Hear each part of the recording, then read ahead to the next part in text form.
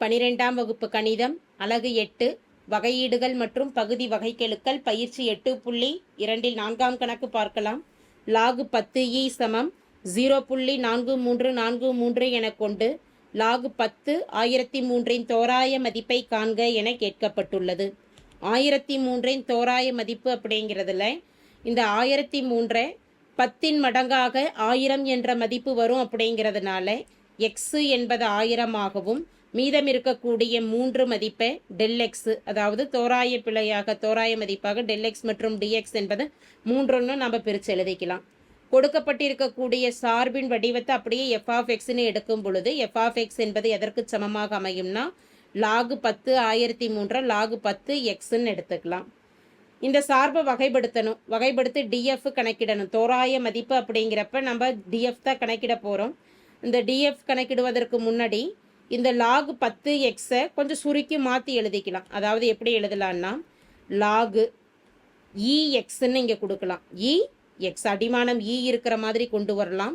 நமக்கு தேவையான சார்பில் அடிமானம் 10ங்கிறதுனால 10 எழுதிக்கலாம். லாகு 10 அப்படின்னா மதிப்பு நமக்கு மாறாது. அதே போல் இந்த இஇ சமமாக இருக்கிறதுனால இது கேன்சல் ஆகிடுச்சுன்னா பண்புகள் படி லாகு 10 எக்ஸுங்கிறது வரும். எனவே லாகு 10 எக்ஸை இது போல் பிரித்து எழுதிக்கலாம். இனி வகைப்படுத்தலாம். வகைப்படுத்தும் பொழுது டிஎஃப் பை டிஎக்ஸ் என்பது லாகு இ எக்ஸ்ன்னு இருக்கும் பொழுது அதை நேரடியாக வகைப்படுத்திக்கலாம். லாகு எக்ஸின் வகையீடு என்னென்னா 1/x. அடுத்து இந்த லாகு 10ங்கிறது மாறிலி மதிப்பாக இருக்கும். அந்த கெழுவு அப்படியே எழுதிக்கிற லாகு 10ன்னு. டிஎக்ஸ் வகையீடு கணக்கிடும் பொழுது டிஎக்ஸை வலதுபுறம் கொண்டு போகிறோம். 1/x லாகு 10 பெருக்கல் ஒரு டிஎக்ஸ். மதிப்புகளை பிரதியிடலாம். 1/xன் மதிப்பானது 1000.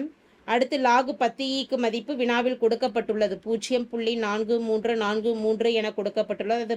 அதை பிரதியிடுறோம். டெல் எக்ஸ் மற்றும் டிஎக்ஸ் என்பது 3ன்னு நம்ம எழுதியிருக்கிறோம். அந்த 3 கொடுத்துக்கலாம். இனி 0.4343 பெருக்கும் பொழுது 3 9 நாமூன் 12 மீதம் 1 3 9 + 1 10க்கு 0 மீதம் 1 நாமூன் 12 + 1 13 மீதம் 1 பூஜ்ஜியத்துடன் கூட்டும் பொழுது 1.3029 என்பது மதிப்பாகும்.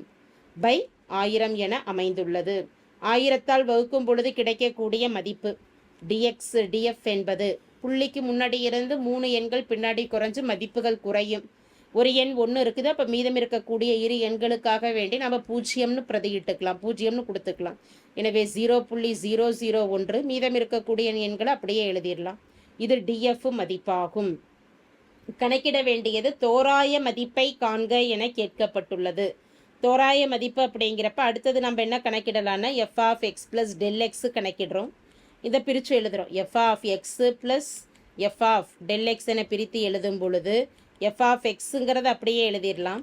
எஃப் ஆஃப் டெல் எக்ஸ் என்பது நமக்கு தோராயமாக டிஎஃப்ற்கு சமம். F of X plus del X என்பது எக்ஸின் மதிப்பு 1000 ப்ளஸ் டெல் எக்ஸின் மதிப்பு 3. அதே போல் வலதுபுறம் எஃப் ஆஃப் எக்ஸ் என்பது கொடுக்கப்பட்டிருக்கக்கூடிய சார்பு லாகு 10 1003. அந்த சார்பை தான் நம்ம எக்ஸ்ன்னு எடுத்ததுனால இங்கே எக்ஸ்ன்னு கொடுத்துக்கிறோம்.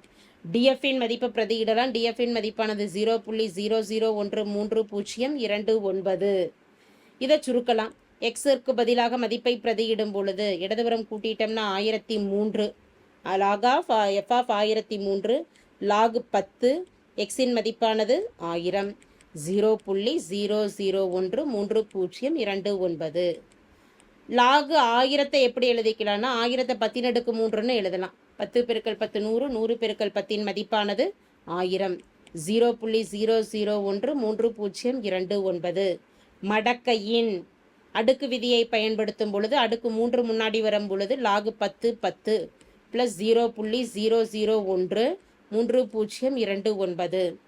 லாகை பொறுத்த வரைக்கும் கீழே இருக்கக்கூடிய மதிப்பும் பேஸ் மதிப்பும் ஒரே மாதிரி இருந்ததுன்னா அதனுடைய மதிப்பு 1 3 பெருக்கல் 1ன்னு கொடுத்துக்கலாம். 0.0013029 3 பெருக்கல் 1 3 ப்ளஸ் 0.0013029. இவற்றின் கூடுதலானது 3.0013029.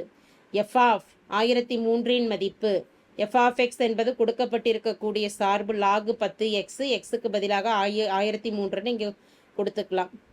எஃப் ஆஃப் எக்ஸில் எக்ஸுக்கு பதிலாக 1003 என பிரதியிடும் பொழுது தேர்ஃபோர் லாகு 10 1003 தோராய மதிப்பானது 3.001 3029 ஆகும். தேங்க்யூ.